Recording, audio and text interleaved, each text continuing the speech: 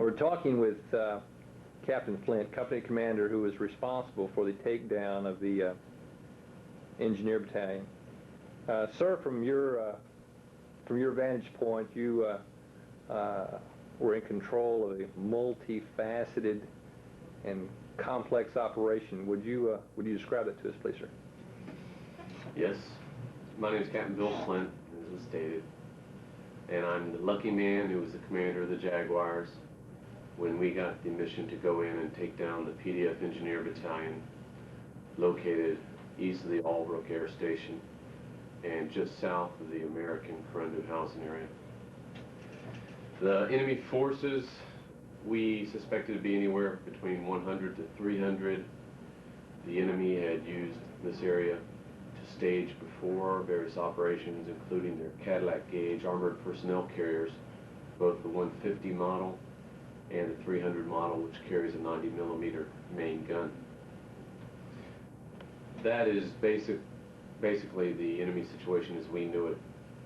Before the operation, of course, we've done extensive planning and reconnaissance on the compound, and even coordinated through the good old boy network with a good friend of mine, Captain Tony Blackman, who I will forever be indebted to for getting us great intel fast without having to go through all the red tape of channels. And we've gotten quite a lot of information on the compound, including low-level light television system analysis and tapes observing their patrols going out of the hangars into the airfield, conducting patrols, which later proved to be members of their Special Forces Commando Unit and also members of USAT, their anti-terrorist unit. Basically, during the coup of 3 October, the Engineer Battalion sat still, set up a perimeter defense, and then an hour and a half into the coup or so, moved out on 5 or 6 trucks, about a 100-man element, to the north of the city. I don't know where they went, but they were reinforcing something. And I think they adopted a wait-and-see attitude, and then when they saw that Noriega was going to prevail, they decided to jump on his side of the fence very quickly and go execute probably some existing battle plan they had. Well, we studied the enemy, and we reconned the objective, and every time I drove past, I looked at it with a weather eye to see if I could learn anything that would make taking the objective easier. And that was the basic enemy situation. Let me describe the compound for you. There are 14 main buildings, although there's dozens of other smaller tool shacks, soft drink stands. It is entirely surrounded by a fence that is 8 to 10 foot cyclone with barbed wire on the top. So it's a fortified compound that would be easily defended and would canalize any movement into it. That strength of the compound was ultimately a weakness of the compound, because what kept us out kept them in.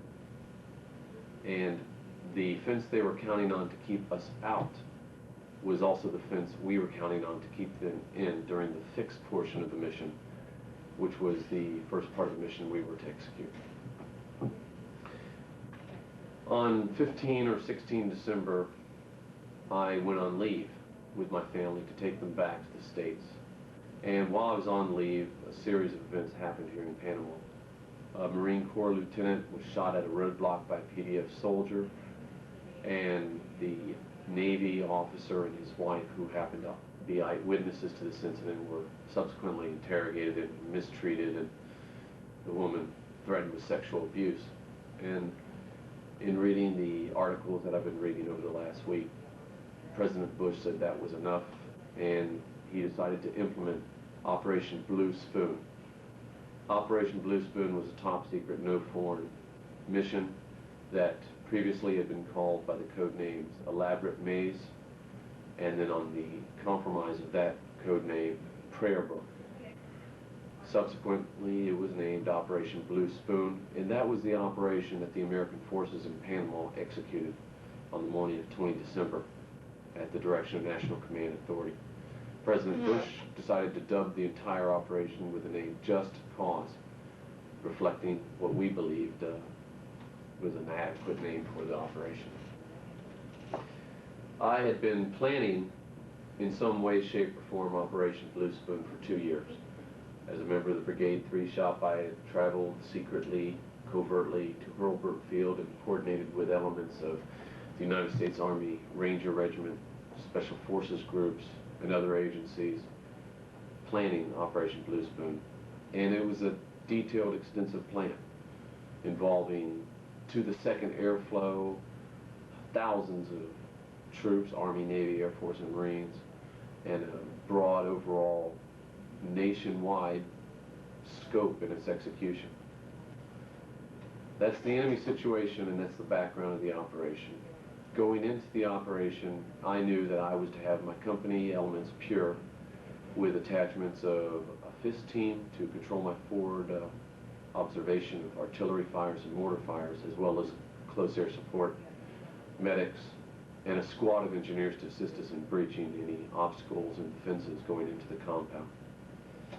The mission was Company A, 5087, on order, fixes the PDF Engineer Battalion to prevent any entry into or exit from the compound, and on order, seize and clear the compound.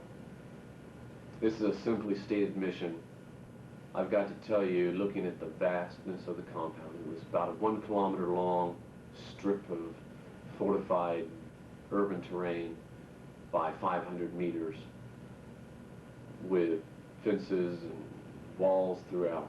I've got to tell you that the terrain was the most lethal an infantryman can face, bar none, because MOUT is three-dimensional in its complexity, and that makes it the most dangerous terrain an infantryman can ever fight on. We're talking about 14 major buildings that the mission said I, on order, had to seize and clear. And although it's a simply stated mission, it was going to be a bear to execute, in my opinion. The execution paragraph was spelled out in the op order. I arrived in country. I was met by Lieutenant Elliott and briefed on the situation, which I was pretty much up to date on already, having watched the news. An interesting sidelight to this is how I was called back to country. Immediately after the lieutenant was shot, an hour and a half later, my executive officer, Lieutenant Tracy Winton, called me and said, "Hey, sir, things are kind of warm down here."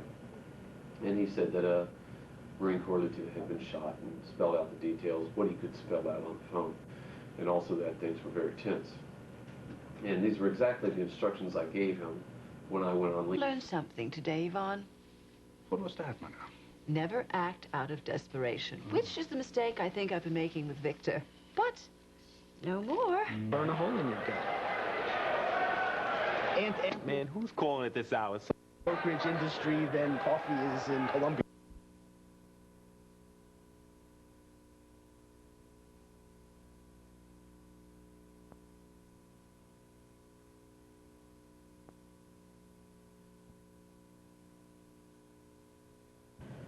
Colonel Huff invited me down to Panama for a fishing trip that we had planned long ago.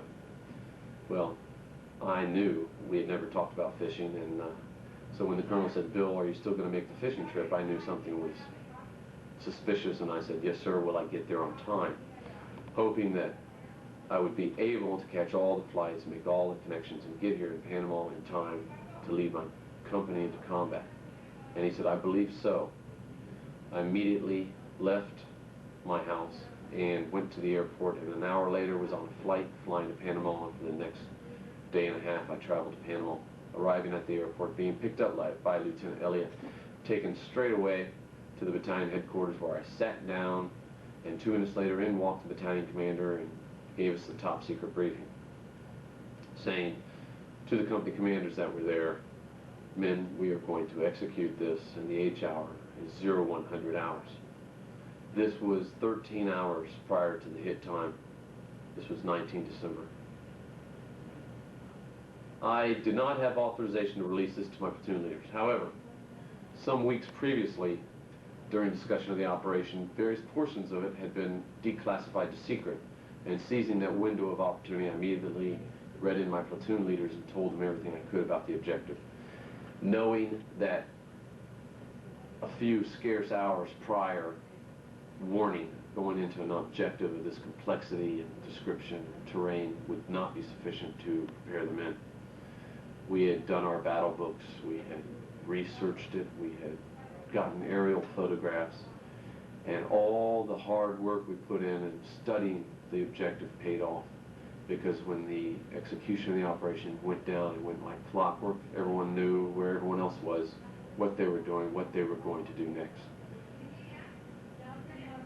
I numbered an aerial photograph with the main buildings, 1 through 14, and used this as a control measure.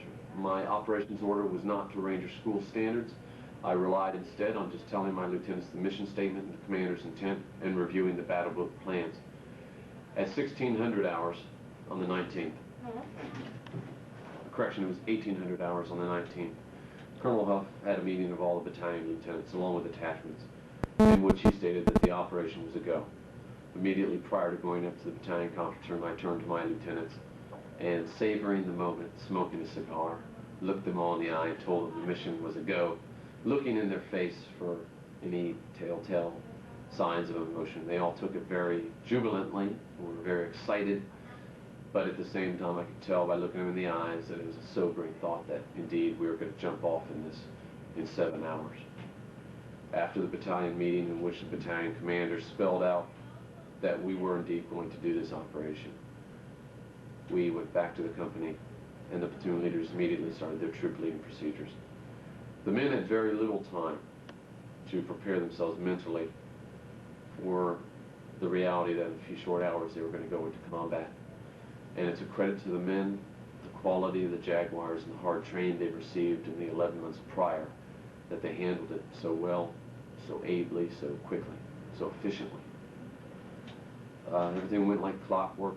We sealed the company, disconnected the phones, and immediately set about reviewing the battle plans, breaking out the photos from the battle books. And it was a very exciting time, it was a very tense time. But at the same time, I can say that we had been to the edge many times before, and there was still an aura of disbelief in some of the men's eyes about whether or not they would indeed be jumping off into this in a few short hours. Following the troop leading procedures, squad leaders did their inspections, and the battalion commander came down to address his troops before going into battle the final time. He addressed various aspects of combat, what the men would feel, and also cautioned them on the law of land warfare. The chaplain came in after that, and those men that were not busy getting ready for the hit time prayed with the chaplain. And it was at that point, I think, that even the men who had been to the edge of confrontation with the PDF many times began to really seriously accept the fact that we would be jumping off into it soon. We left the company infiltrating as separate elements by dues and half truck. It was along Route Jaguar, a route that we'd often taken during the execution of the Corundu security mission. I was on the first truck, and I had my men remove their helmets and LBE and weapons, place them on the floor of the bed of the truck, and sit up on the seats with their soft caps on. I also had men lay down on the bed of the truck so that the numbers would not be easily seen from anyone on the side of the road. Darkness helped us, of course, plus the fact that I already had a platoon in the Corundu housing area as part of the security mission. Using this infiltration technique, the entire company infiltrated and assembled at the Corundu Guard House, which was a residence in Corundu that had been converted for our use as guards during the security mission.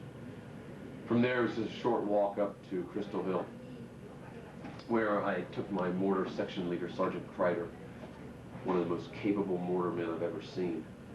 And for the first time, he got to view the target from the actual position where he would be firing his mortar rounds. The night prior, while inspecting the guards in the Corundu security mission, I had taken Lieutenant Kuros to the south, and Al and I had reconned an attack position. I did not know at that time for certain what the H hour was when I took Lieutenant Alfredo Kuros down to recon attack position. It was merely a precaution in the event that we did, and it paid off because we found an excellent concealed and covered position from which he could launch his attack. The men were jittery, I was jittery, everyone was nervous.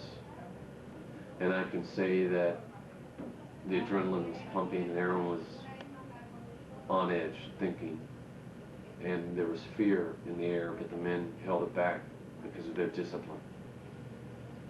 I jumped the company out early, launching them around 0030 hours, allowing about half an hour to get in position for the 0100 fixed time. Again, the initial portion of the mission being a fix mission to deny entry or entry or exit from the compound and preventing any movement within the compound of hostile nation. As we moved out, some of the units became intertwined with each other, but the concern I showed was unnecessary because the squad leaders, without a word, sorted it out, got their ducks in a row, and led them exactly where they needed to be. We entered the Corundu Junior High School grounds, and the 2nd platoon moved out ahead of us. I positioned the command group, which consisted of myself, both my Ratellos, my first Sergeant First Class Pete Perales, and a 90mm recoilless rifle team on the southern edge of the football field, immediately between the 2nd and 3rd platoon. I did this because it allowed me optimum communications to my mortars and my platoon leaders, and also positioned myself immediately between the 2 platoons that were going to jump off into the objective, allowing me, should one of the platoons come under heavy fire and bog down, the opportunity to rush forward with a heavy weapon, the 90mm recoilless rifle, a sniper, and several handful of M16 gunners, and influence the action, start kicking the men in the ass, getting them to go forward. As it turned out, it was unnecessary to do so because the plan folded out like clockwork, clicking, working very smoothly. As we moved into our attack positions, we came under fire. 1st platoon had infiltrated into the Altos de Corundu area, and their mission was to support with fire the company assault to seize the compound. Initially, however, they were to simply fix the compound from the eastern Corundu Road access way. There were principally 3 gates, 2 in the north, 1 in the south, which I wanted them to cover, but due to their position and terrain, the southern gate could not have been covered, and during earlier planning, the weeks prior, I had already anticipated this and coordinated with Alpha Company, 4th of the 6th Infantry Mechanized, to cover that with a track and a 50 caliber rifle machine gun. I placed the 1st platoon on the high ground to the east of the compound, and they were afforded excellent fields of fire into the compound. With them, I attached 2 additional 60s, giving them a total of 4 M60 general purpose machine guns and 2 90mm recoilless rifle teams, giving them lots of ammunition for their 203s and also the 90 Mike Mikes. Immediately prior to the assault, I grabbed my XO and picking up 6 more high explosive rounds for the 90 Mike Mikes, I gave them to him and gave him the last minute mission to go forward and reinforce even further the 1st platoon with more 90 Mike ammunition. And indeed, as after he completed the resupply run, as he was coming back, firing started. We came under fire about 0050 hours as we moved into position. Red tracers were sprayed, floating over us, appearing at first to float lazily, and then as they got closer and closer, speeding up until they zipped by. The fire was, I would say, effective for that range. It was within feet of us, and there was danger to the troops, obviously. The men went to ground, the leaders pushed them forward into the attack positions, and we waited. I had attached also to the company broadcasting team with loudspeakers mounted on a Humvee. I brought them forward and began broadcasting the first of innumerable messages to lay down their arms and surrender. This was answered only by continued small arms and sniper fire. In fact, between my command position and the 2nd platoon, We, throughout the night, had been sniped at by a man in the dark shadows of trees between myself and the 2nd platoon. Lieutenant Bostic, my platoon leader of 1st platoon, performed admirably, moving back and forth from his men, receiving fire from the compound, returning fire accurately with great effect into the compound. My 3rd platoon leader, Lieutenant Stacy Elliott, fixed the compound from the northeast corner facing south, and Lieutenant Quiros fixed the compound from the northwest corner facing south. I kept 2nd platoon, Lieutenant Quiros' platoon, back a little bit in the Kuna so that they would not be discovered. I believe they were compromised, but as they remained still for the next approximately 4 hours, I believe the enemy forgot all about them. And in fact, the enemy was observed rushing to the eastern and northeastern edges of the compound, reinforcing against what was their main attraction, the 1st and 3rd platoons. Following every surrender message, we gave them a countdown to a firepower demonstration. And I directed these firepower demonstrations against building number 3, their headquarters building, and used 90mm recoilless rifles in the direct fire roll through windows and 100 rounds per M60 machine gun through the windows. And I believe that these firepower demonstrations accounted for at least 5 of the enemy KIA, because the next day we found 5 bodies that were rigor mortis had already set in very effectively. And here I would like to mention one of my best machine gunner specialists, Aravallis, who shot very well and did a good job. In fact, killing or wounded everyone who tried to reinforce the compound and the 3 enemy vehicles that tried to reinforce the compound, including one of their company commanders. The command group was laying in a ditch. The platoon leaders had their platoons in their attack position. Rounds had been exchanged, and surrender messages had been broadcast. And yet, for all this, only a few POWs were being able to be coaxed out and captured.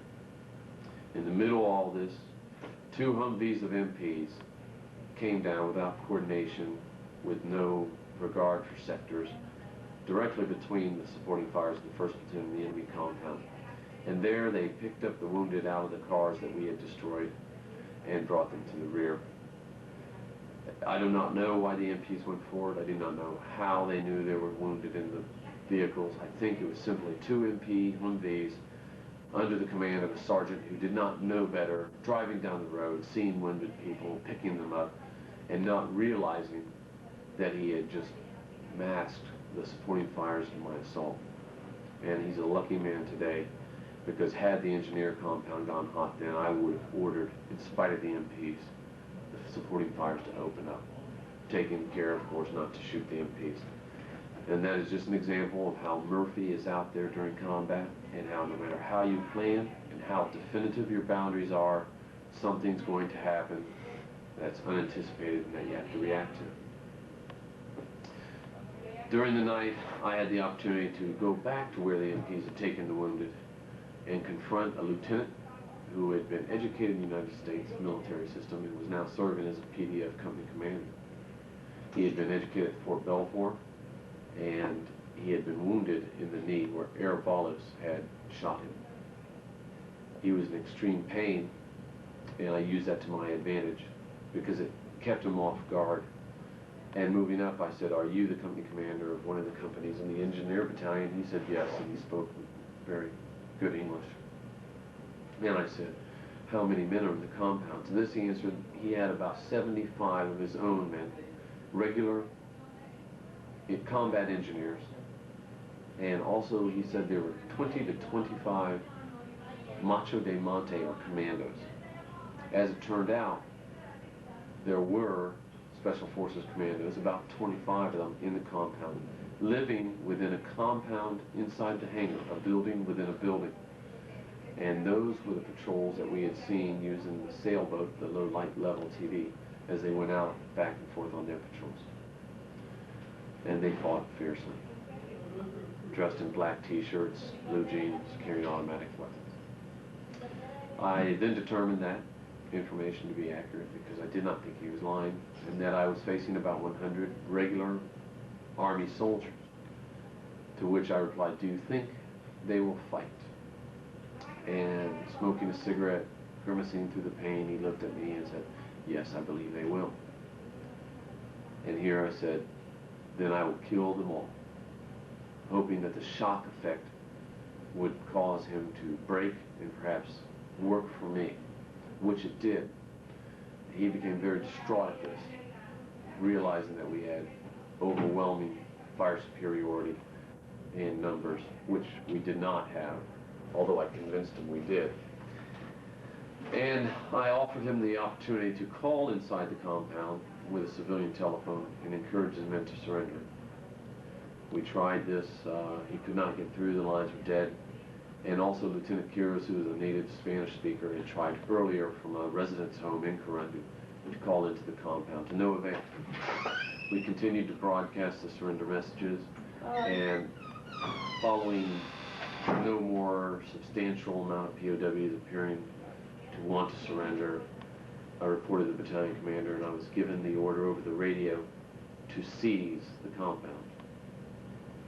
It was at this time, or maybe slightly before this, about 20 men with weapons rushed to the fence, or what appeared to be rushed to the fence. And Lieutenant Bostic called me saying, "I have about 20 of them in my sights. I think they're trying to surrender. Should I engage them?" Of course, I said no, because I want to give everyone I could a chance to surrender. And subsequently, they darted inside a building.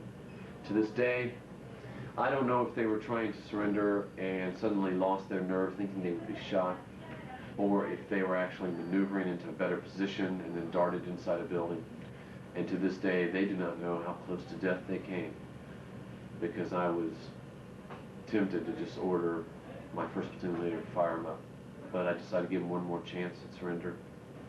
As it turned out, they weren't surrendering at all. And that's just another example of how no matter how much you plan, no matter how much you think it's going to go a certain way, the unexpected, the inevitable will always rise up and confront you with a problem that has to be solved with an on-the-ground decision. And had I ordered them to be fired up, to this day I would not know if they were trying to surrender, and I would have to live with that on my conscience. The battalion commander gave us the order to seize. After 3 or 4 transmissions to each other, the battalion commander saying, "Bill, it's time to get on with it. First light is on the way. They don't appear to be surrendering." And my transmission concurring with this and requesting permission to assault. I was then given the okay, and I turned to my radio telephone operator, took the handset for the company net, and broadcast to Green 2-1, my second platoon leader, Lieutenant Al Quiros, to seize Building 1. And this is one of the most significant moments in my life, a moment I'll never forget, because I felt as if I was ordering my own son to go into combat. And I fully expected to take casualties because of the fire, the small arms and sniper fire we've been receiving throughout the night. It's hard.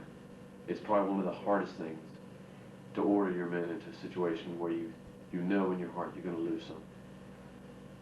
It's worse than being under fire. And I could tell in his voice as he came back and said, "Roger, out," that he also felt the same way.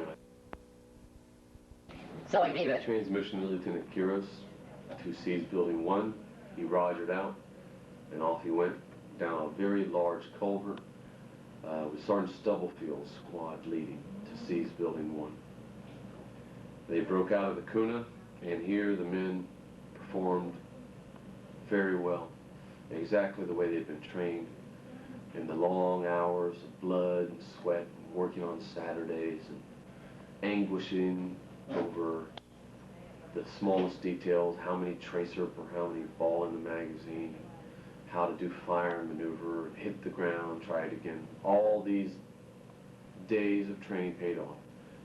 And the extensive, detailed, realistic, dangerous live fires we'd done the months prior to the combat paid off. Because the men did exactly what they were supposed to do. and they did it in spite of the fear they felt. They did it in spite of the confusion, in spite of being under fire.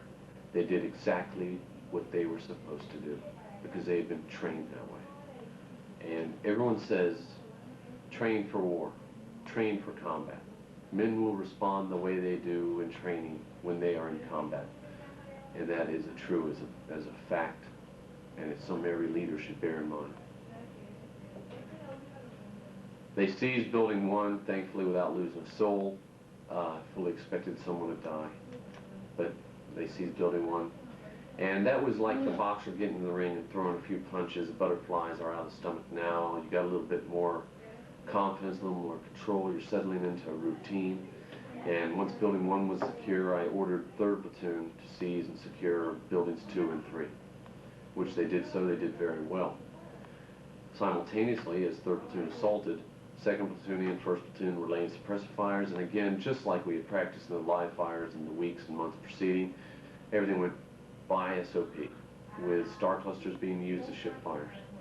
In the 3rd building, 3rd Platoon captured the enemy battalion's colors, and also discovered 3, I think, of the 5 dead that 1st Platoon had inflicted on the enemy in the morning hours before, some 4 hours before.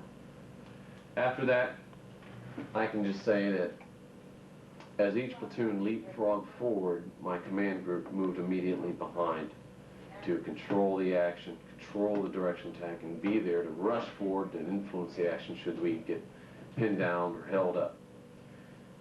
Luckily, we weren't pinned down or held up, and although it was a very slow process, 15 hours of room-to-room clearing in a vast, complex building compound, an entire installation that was indescribably complex. 15 hours of that. Everything went slowly but systematically. And again, exactly the way we had practiced it in the live fires. 1st Platoon came down through the rear of the other 2 sister platoons and into the fray on order. And then it became a series of rotating a fresh platoon forward while the other 2 platoons refitted, rearmed, drank water, and rested. 15 hours later, we had seized the compound. And I also have to mention my mortars here, although it is out of sequence. Before we moved in, and we assaulted, I believe, at 05:45 hours, immediately before the first light, I called in the fire mission to the mortars. Their first round in the direct lay mode from a non-surveyed point with an unsettled base plate landed perfectly right where it was supposed to, and every round after that. I believe they fired 20 or more rounds, and although it was textbook obvious, attacking before first light, preceded by a mortar barrage with supporting fires, although it was textbook obvious, it went very well and better than I'd hoped. I would not have done it any other way.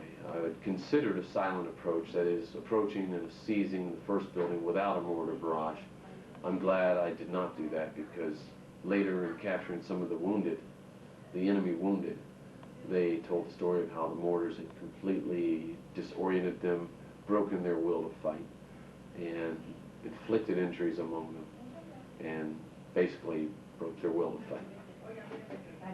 After that mortar barrage, the platoons jumped off, and I did not use another fire mission, although I considered firing on the south end of the hangars, hopefully to catch the enemy as they ran out the back door. I did not do this because my mortar rounds would have been flying directly overhead over the heads of my soldiers, and I was afraid that a short round would fall amongst my soldiers, and based on that, I did not call in the other fire mission.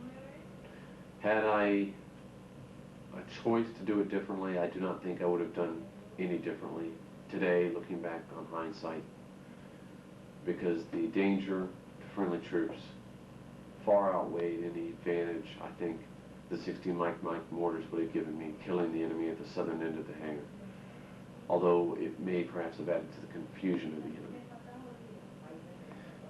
As we went through the compound, we would periodically come under small arms fire or sniper fire, including an RPG sniper who I believe fired from the Altos de Corundu area, the high ground east of the objective where 1st platoon was. The 3rd platoon was resting, refitting, redistributing ammunition and drinking water, and a RPG rocket came slamming through the middle of them, hit a chain link fence, thank God, which slowed it down without causing it to explode, and there it fell off on the concrete with a clank, and everyone was looking at an RPG round, dud, flying on the ground 15 meters away from them. Had that thing blown up, I would have lost men for sure.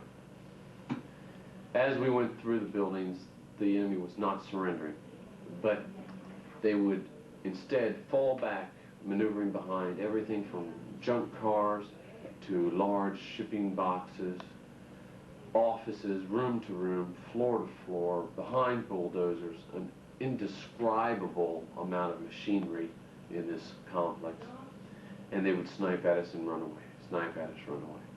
And so we had a very tough mission, rooting them out one by one, until we had over 75 prisoners of war. And at that time, 5 confirmed enemy KIA in body bags. Since then, we've learned that 4 or 5 other bodies were found in the Kuna grass west of the objective that I believe were killed by 2nd platoon on the 1st night as they probed our lines. But until I get a precise location and examine the bodies for how they died, I will not be able to say that is a fact. That entire day, we fought room to room, floor to floor, blowing down doors, steel cages with M203 high explosive grenades, LAW, light anti-tank weapons, AT-4s, hand grenades, plastic explosive. And behind every explosive entry, the men would rush into the room while the black smoke was still swirling about them and start searching, looking for the enemy.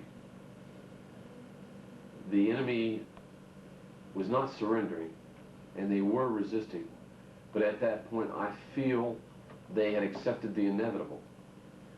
And as I've reflected over the events of that day, I've put myself in their shoes.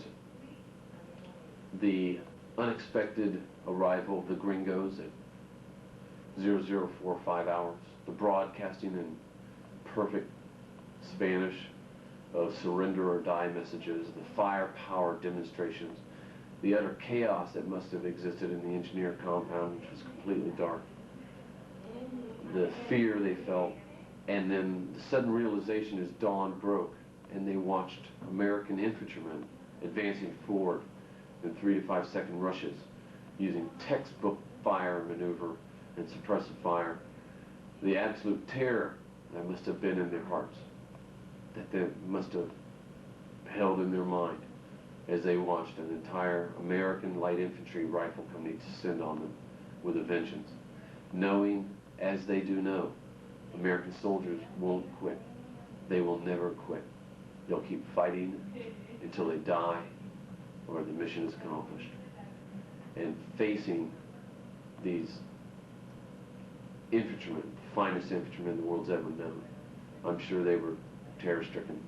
And although they continued to fight, I do not believe that their hearts were into it. They were fighting because they were cornered, because they did not feel they could escape, and because they thought we would probably not give them an opportunity to surrender, although we told them many times throughout the night to surrender, lay down their arms, they would not be mistreated.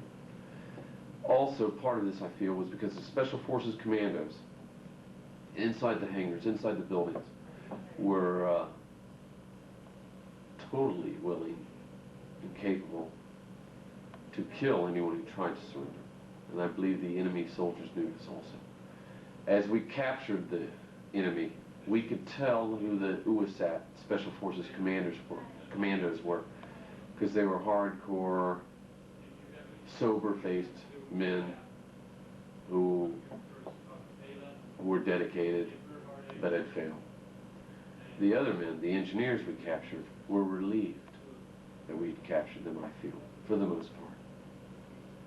And that accounts for the large prisoners of war we took. I feel we had the most difficult company mission in the battalion. We certainly had the largest as far as area, number of buildings, complexity of the fortified compound. In accomplishing our mission, we did not lose a single Jaguar. And that is, to me, the most satisfying thing I've ever felt. At the end of the day, around 1,600 hours, after 15 hours of fighting, I sat down with my RTOs and we talked about what had happened while the platoons placed a hasty defense. And I can only compare the feeling I felt upon accomplishing the mission without losing a single Jaguar, capturing over 750 enemy weapons, hundreds of thousands of enemy rounds, hundreds of enemy grenades, Chinese, American, Soviet, bulletproof cars, and having defeated an enemy force that was comprised of a company-sized engineer element and a platoon-sized Special Forces commando element. I can only compare this feeling, as strange as this comparison may be, to the feeling of fulfillment that a woman must feel when she has a baby. I felt very satisfied inside and elated and very grateful to God that none of my Jaguars had been hurt, seriously. And after 11 months of pouring heart and soul into this company, having the opportunity to lead it into combat and have the men perform so well and so heroically, I can only say that very few men are ever privileged to experience the elation, the gratification that I experienced. And I realized why the infantrymen in Vietnam referred to themselves as kings. Because at that moment, not in an egotistical type way, I felt very much the victor, very much a king. And I can tell you that there's nothing more satisfying than looking back across the objective that's smoking and burning and full of holes and seeing huddled masses of POWs, and then looking at your men and seeing everyone there, everyone okay. That is the epitome of being a combat infantry officer. There is no finer feeling, there is no finer thing in the world than that to happen for a combat infantry officer. And of course, all this wonderful feeling, satisfaction at having accomplished the mission so well, I'm sure would have been swept away had we lost a single Jaguar, with feelings of remorse and bitterness and hate had we lost a Jaguar. I feel as if my men could not have done better. I believe I could not have trained my company better. And I feel vindicated in a manner, knowing that all the hard hours of work paid off. Every other company had casualties of people shot. And in my opinion, they had these casualties on smaller, physically smaller objectives, although I am not in a position to judge their viciousness of resistance, having not been there. But given a larger objective, and I feel a very difficult mission, in the most difficult terrain that could ever confront an infantryman, to look back over it and not have lost a single man and done the mission is a satisfying feeling. And as it comes at the close of my command, I can only say that there's not a finer way to end my year of living dangerously here in Panama. And I would like to personally congratulate every Jaguar on the fine job he did, on the leaders for their bravery, for their discipline, for their suppression of fear, and for their carrying on with the mission in spite of fire and leading their men forward. I am a privileged man. God has graced me with commanding a rifle company in combat, but not just any rifle company. I commanded the Jaguars. Sir? Every damn one of them are fine infantry soldiers. Sir, you gave us kind of a synopsis of the factual happenings.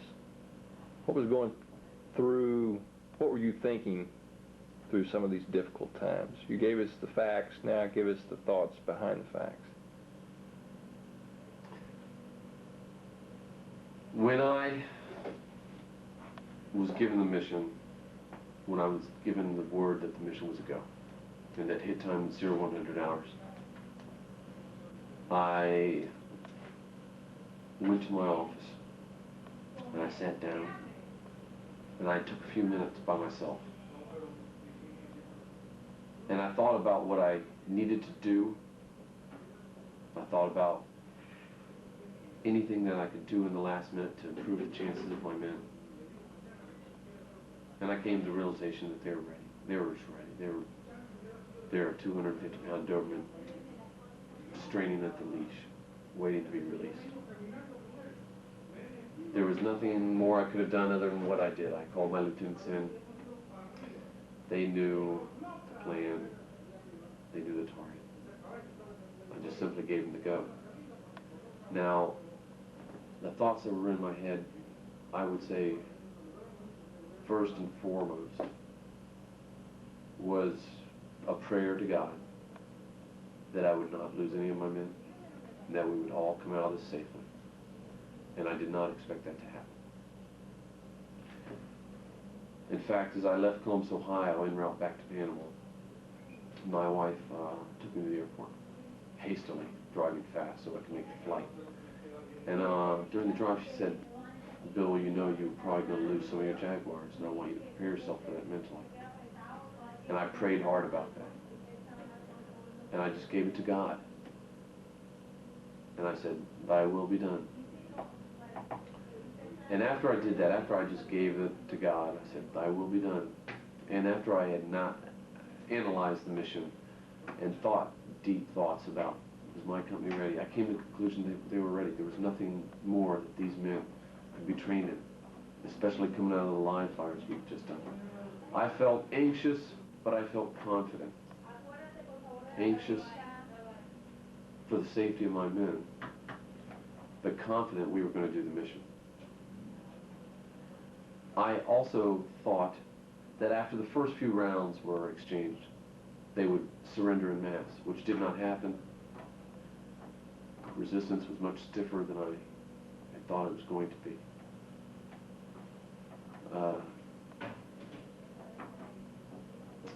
Putting my mortarmen in position, talking with Sergeant Kreider on Crystal Hill overlooking the compound at, I don't know, 23, 45 hours, pointing out where he needed to be able to fire.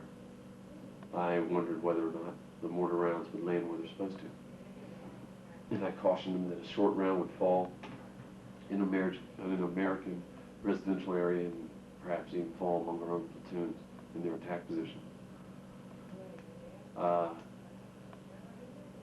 I gave it over to the NCOs. I gave it to the lieutenants. I gave them the mission statement, the commander's intent. There was nothing more that could have been done in preparation. It was simply awaiting the moment of truth, turning to them and telling them, execute, and then having them do it. I was praying to God that the enemy would surrender, and I did not want to go into a compound during the hours of darkness, clearing room by room when there's no electricity, and relying on your sense of feeling and hearing and smell and your nods, your night observation devices to see the enemy. I didn't want to do that. I also wanted them to surrender. I had no great visions of going forward and immediately trying to seize. I wanted to give it time. And in retrospect, I think that is also something that worked 100% to our favor. Time. The enemy had about 4 hours from 0100 until 0545, 0550, in which they were bombarded with bullets, high explosive rounds, mortar rounds, and messages to surrender or die, with countdowns to the firepower demonstrations that must have worn on their nerves. And I think that psychologically, this helped our cause. And I think it helped defeat the enemy. When the battalion commander gave me the mission, the onward mission, seize the compound, I knew that the efforts I had made to have him surrender had failed. And I briefly thought of the wounded PDF lieutenant company commander who said he thought Smith would fight to the end. And again, picking up the mic on the company net, broadcasting to Lieutenant Al Quiros, the simple order in as calm a voice as I could muster: seize Building 1. I felt as if I was sending my sons into combat. And it was a necessary thing, but it was something I had hoped we could avoid. And as it turned out, none of the men were killed. Thank God. Through all that action, through fixing the compound, through seizing the compound to its complete and total success,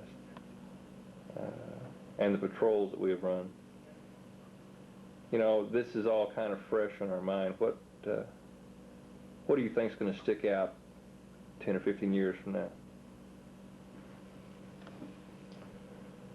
10 or 15 years from now, several things will stay with me. I will forget the layout of the buildings, and I will forget all the details of the complex.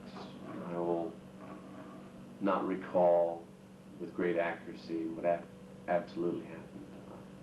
But the things that will stick out in my mind are how unbloody troops performed so well. And I think that's due 100% to hard, stressful, repetitive training and basics. And it's hard for a commander, although the boys may not think it was hard for me, it's hard for a commander to tell your men, we're working Saturday because it's not right. But part of the feeling of absolute elation I felt upon seizing and clearing the entire objective, part of that was a feeling of having been vindicated, having been proven right. Because as I looked at the smoldering, burning, shot up complex and saw the enemy dead and the enemy POWs, I also looked at my men. They were tired, dirty. Some of them were slightly wounded. They were all there. And it was then I realized that, well, train hard in peacetime so war is easier. And that would be something I would remember 10 years from now.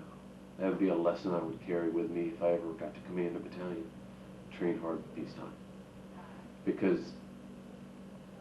if you don't, you're taking a risk with your men's lives. And if you are in a CODIS-based unit that is at the lowest level of priority, you are probably taking a reasonable gamble, risk, that you will not be sent into combat inside of 12 hours. But I can tell you from January 27, 1989, when I seized the guidon of this company and took command of it, I have told every new man coming into this command, before I leave, you will wear CIB. Because I believed, like a true believer, we were going to war. We were forward deployed in Panama. And I had been on the edge of the confrontations, and all it took was one spark in this room filled with natural gas to set the whole goddamn building on fire. And so I trained that way. And we didn't take any shortcuts. And we did it till we did it right. And we trained hard, even down to the most minute things about things that are small details that become vitally important in combat, like how do you place a grenade into your ammo pouch? A detail that, when attention is paid to it, will ensure the grenade is there when he needs it, and didn't flop out along the way. That's something I'll remember. Train for combat. Train for combat. Take care of soldiers and their families. What else will I remember? I will remember the initiative that was taken at the platoon leader, platoon sergeant, squad leader level. They had been trained very well. They knew what had to be done, and they executed it. Something else I'll always remember is I had always trained, or tried to train, my lieutenants to operate off of mission-type orders. Give them a mission, give them my intent, don't spell out the details, let them figure out the best way to do it and let them do it. And that cut radio transmissions to nothing, to seize building 1, seize building 7, roger out. And they would do it. They knew what had to be done. I would also remember the importance of comma. I have been an absolute tyrant about comma, more so than I really felt inside. I've displayed theatrical outburst to provide lieutenants short-term emotional experiences on the topic of combo. And I did this in training. Thank God, because when I needed it during combat, combo was there, because we'd always paid attention to details, like making sure the contacts were clean. I will remember the importance of combo. I will also remember this, and I will never forget my battalion commander's voice on the radio. The battalion was not in a battalion movement. The entire battalion was engaged, but it was a series of company battles, and within the company battles, platoon battles. And the battalion commander on the radio was calm, clear, concise. And his calmness caused me to be calm. His demeanor, his tone on the radio caused me to be calm. And I hope in turn I conveyed that down to the platoon leaders. The last goddamn thing you need when the bullets are flying is an excited commander on the radio screaming. That is not the time to lose your head. So I will always remember Lieutenant Colonel William H. Huff III for his calm voice during a combat operation, telling us what to do, when to do it. That was simple, and simple things work best in combat.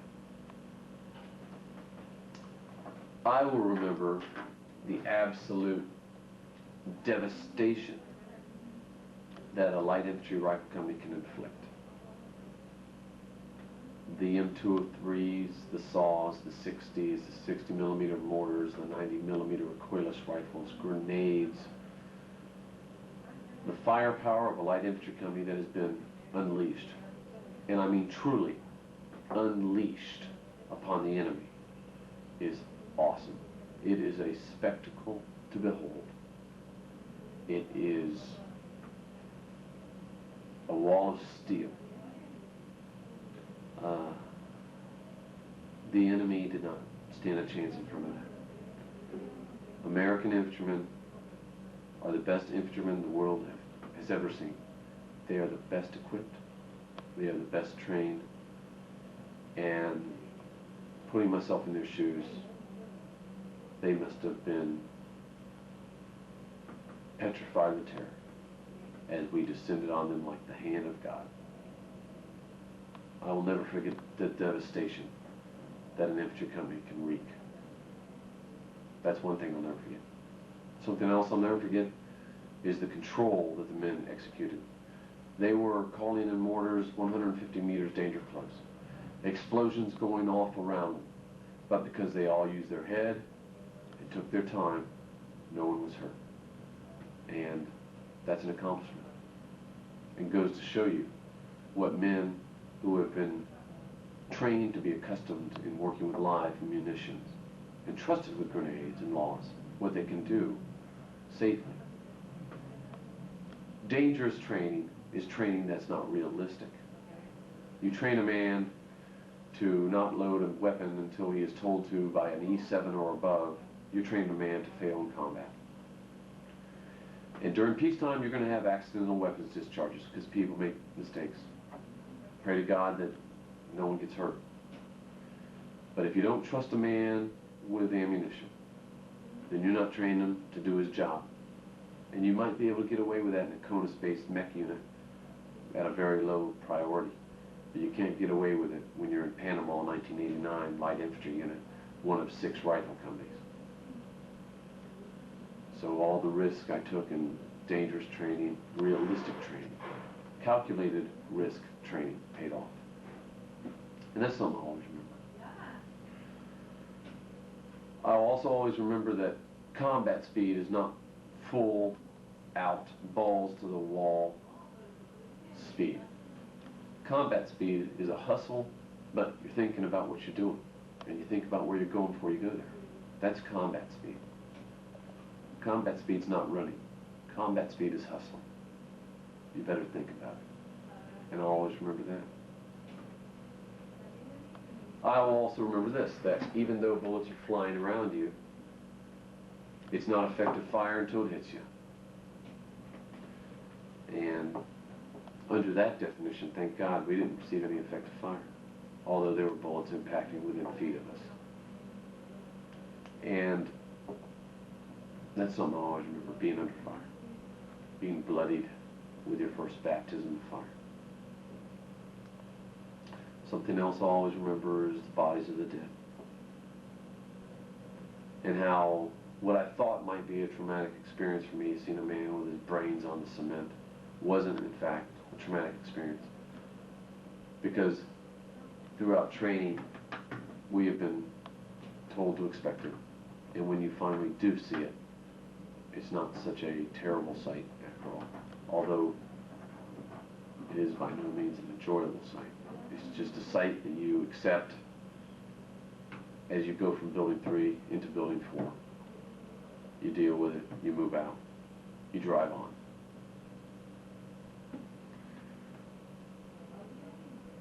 I'll also remember that even during the midst of a firefight, there is time enough to take your time. And by that I mean, get behind a wall, sit down, let the enemy shoot the fuck out of their ammunition. And then you take your time and you put a couple bullets into it. And that goes to combat speed. I will also remember the faces of my lieutenants as they looked at me, and the realization came upon them that we were going to go to war in a matter of hours, as they looked to me for direction. And the feeling I had, knowing I was up to the task, but knowing also, should I prove insufficient in any way, it could cost the lives of my men. And I have a poster that I've given to my lieutenants. I make them put on their wall. It says, remember, you are responsible for this man. Everything you plan, everything you write will be executed by that infantryman. Do your job well, futures depend upon it. That's the ultimate responsibility of a leader. We don't need leaders who don't take their job that seriously. We need people who take their job as serious as religion. And part of that is make sure everything you plan and write can be executed by them. Keep it simple. A leader cannot show fear even though he feels it. Everyone feels it. I felt it. But if you show fear, your men begin to wonder. And I hope I was mostly successful in not showing fear. Although at times I'm sure my RTOs detected a straining of my voice, since they are the soldiers who are closest to me. First Sergeant Perales was right there. I will never forget Pete Perales. And he was a calming influence on the entire command group, being an experienced Vietnam veteran. You can't have enough first sergeants like him. What profound, overriding emotion will I remember in looking back 10 to 15 years from now on this conflict?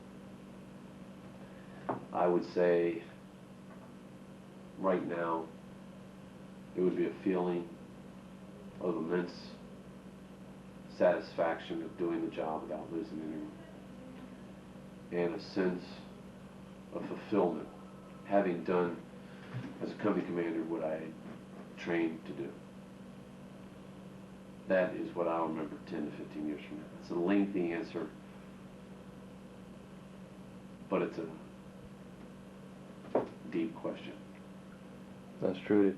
And indeed, sir, you know, we're at the right place at the right time, because you only had 12 months of command, and it came down to the wire, didn't it? Sure did. Hell, it came down exactly the right time. Couldn't have planned it better. I say so myself. I mean, 11 months training up for it, 12th month, let's kick off into the ball game. I told that to my wife before I came down to it. I said, honey, I've been studying for 11 months. I'm ready to take the test. And the Jaguars are ready to take the test too. I love every Jaguar like my brother. And forces, the political situation in Panama began to deteriorate. El general Noriega advierte a Estados Unidos que Panamá es un pueblo pacífico, pero tiene suficientes hormonas para enfrentar la agresión. Como prueba, Diplomatic relation between Panama and the United States dropped to its lowest ebb. All civic actions of the United States were halted as Panama became a very hostile nation towards U.S. citizens, lives, properties, and U.S. interests.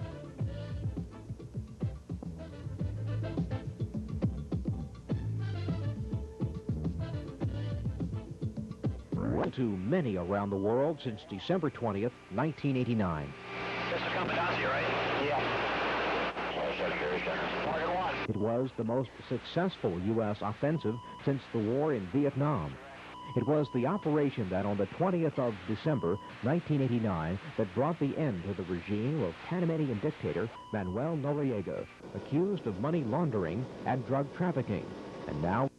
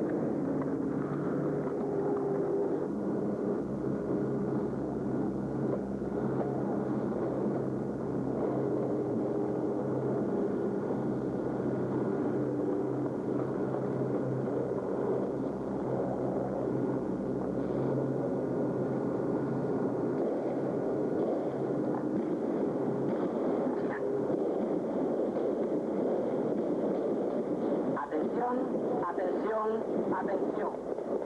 ¿Por qué ustedes siguen resistiendo lo inevitable? Su resistencia es fútil. Sus vidas están siendo sacrificadas por un dictador corrupto que ha arrastrado este país a una guerra fútil. Los Estados Unidos no tienen nada en contra de ustedes o de su gente. Usted y sus compatriotas están siendo usados como peones en un plan personal para mantenerse en poder. Suelten sus armas y únanse a nosotros para luchar por la libertad. Ayúdenos a ayudarlos a ganar su libertad y democracia.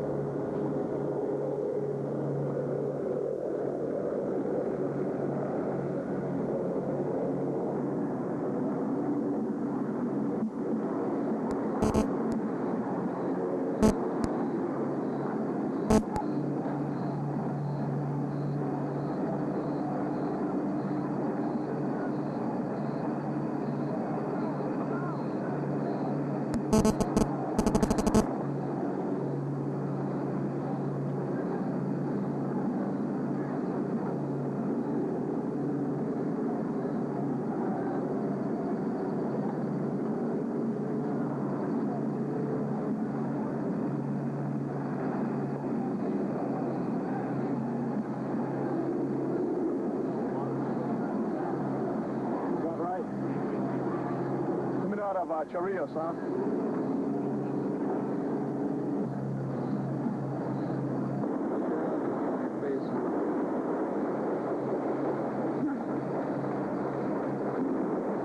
Damn, they never give up, do they?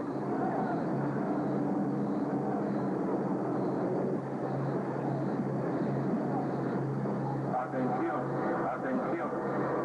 Oficiales, soldados y civiles en la comandancia están completamente rodeados por las Fuerzas Armadas de los Estados Unidos. Será completamente... Ayúdenos a ayudarlos a ganar su libertad y democracia.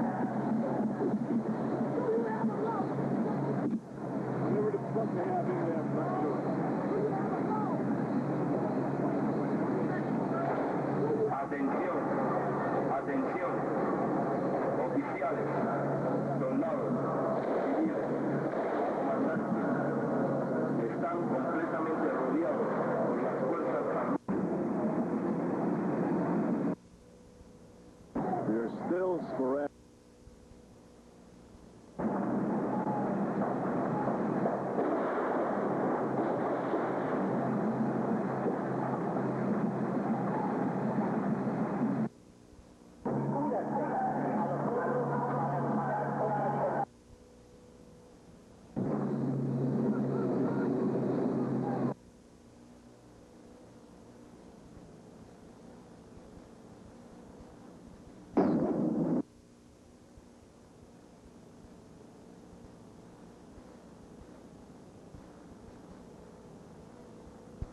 Ya me mandaron para acá, dice. ¡Vamos arriba! Somebody's over there. Don't get behind them, don't get behind them. These fucking guys are...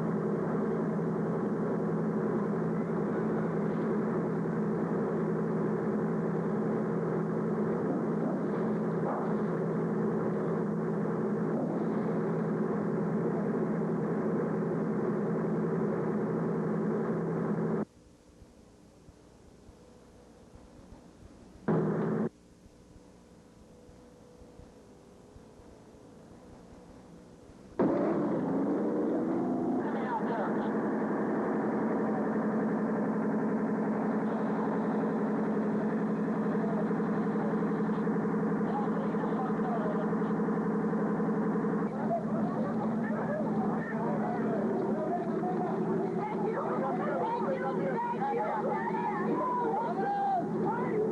Kevin, hurry up!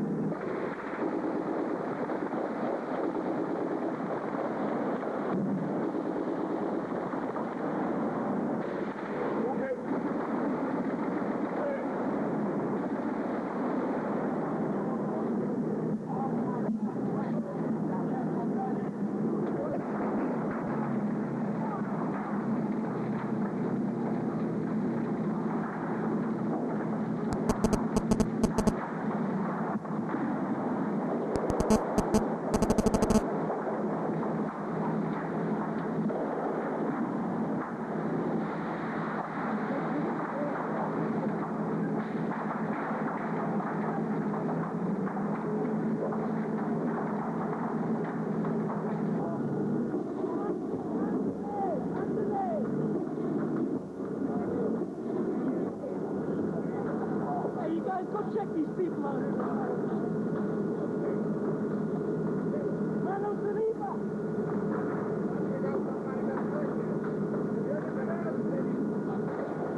Okay, that's APC fire. Got 2 APCs down the road.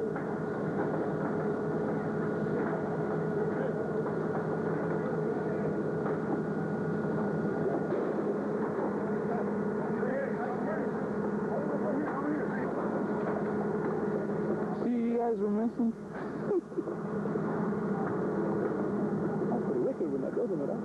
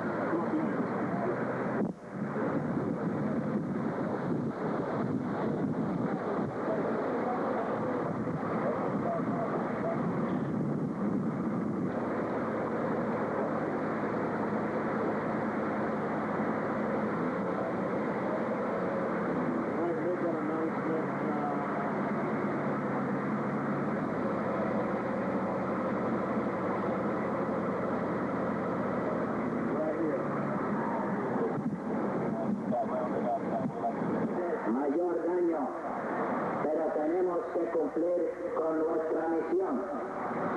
Si permanecen aquí, se continúan arriesgando.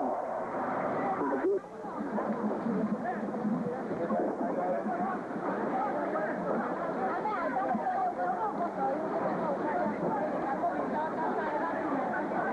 Aguanta, fue como llevan a la guardia ahí, ¿ves? Ahora cómo llevan a la guardia.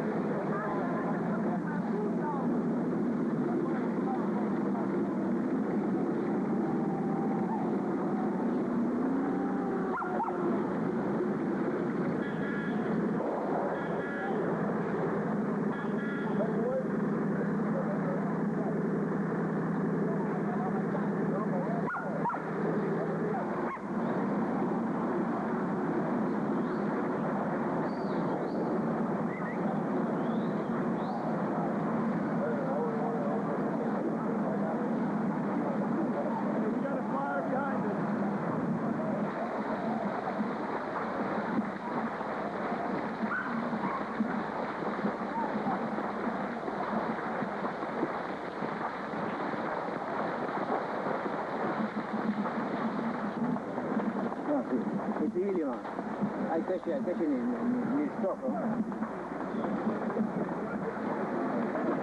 I bring in the lunch my wife in the gimnasio. Seguro bloqueado.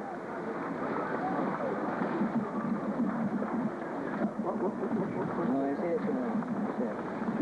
government. Oh, you are government. Sometimes. Who you work with? Brilliant.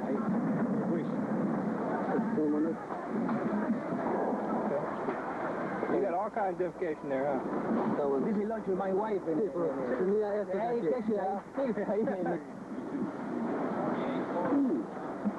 Oh, sweet. You got pictures of RPG?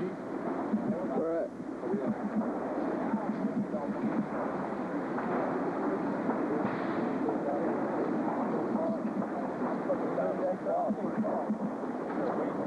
Hey, if somebody got somebody free, go ahead and get this guy.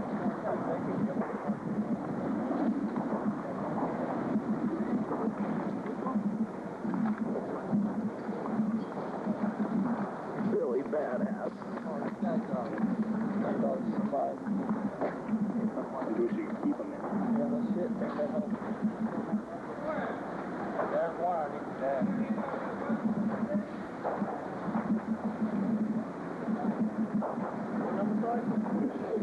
That ain't ours. We don't have no time to stop. Oh, yeah, we do. Let's just swap down there, Dick. Bacon? Run over. Run over. It's on me.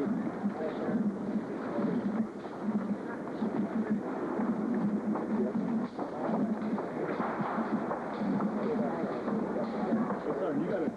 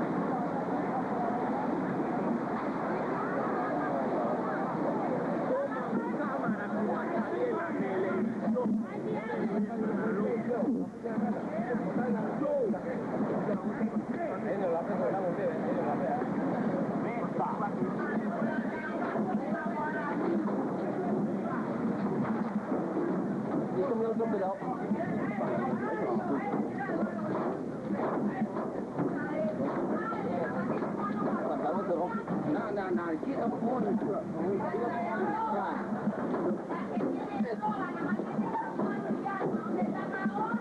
Hey, Council. You bitches fast. 45. What? Yeah, get rid of that. What do you mean that 45? You cannot do that 45.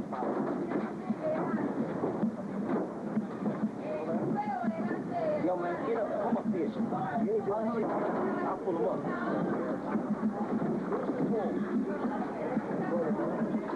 Put your leg in.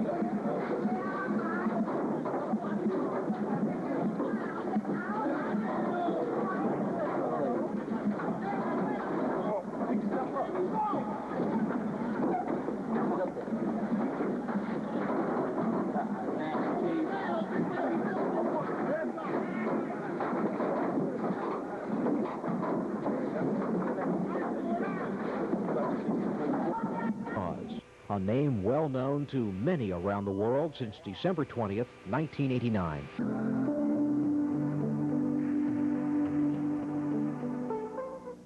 Let's get on the light, dude. Let's get on in the light so